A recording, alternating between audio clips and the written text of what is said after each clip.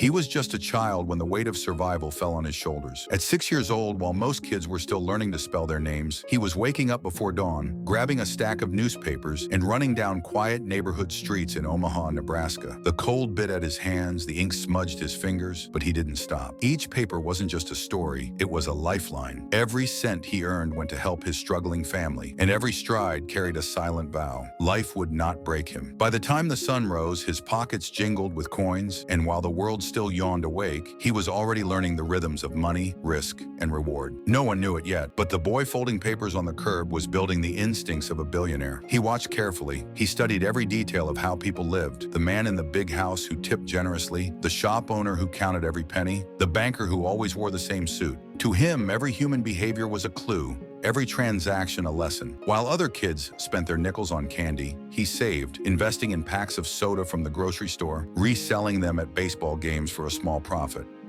It was simple, but it was the beginning of something enormous. He wasn't just hustling, he was experimenting, dissecting the psychology of money without knowing he was doing it.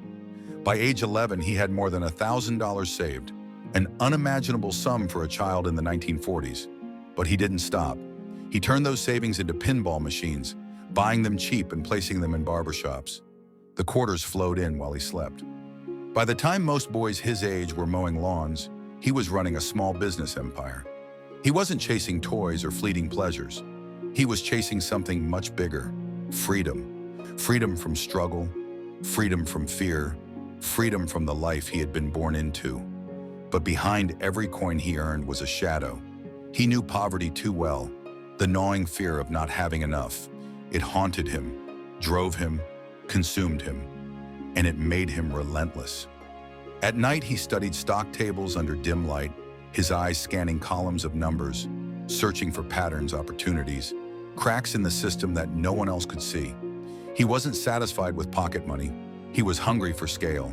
The world called him odd. Teachers laughed at his obsession with numbers. Friends teased him for spending hours calculating instead of playing. But he didn't care, because deep inside he could see a future they couldn't. He could see skyscrapers where others saw fields, fortunes where others saw risks. And while the world dismissed him as just another strange kid from Omaha, he was quietly preparing to play the biggest game in financial history. By 17, he had invested in farmland. By his early 20s, he had amassed tens of thousands of dollars, wealth that dwarfed his peers. But he wasn't done. He was just getting started. The same boy who once carried newspapers door to door now carried inside him a vision so powerful it would shake the foundations of global finance. Because his story wasn't about luck. It wasn't about timing. It was about an unbreakable obsession, a relentless discipline forged on cold mornings with ink-stained hands.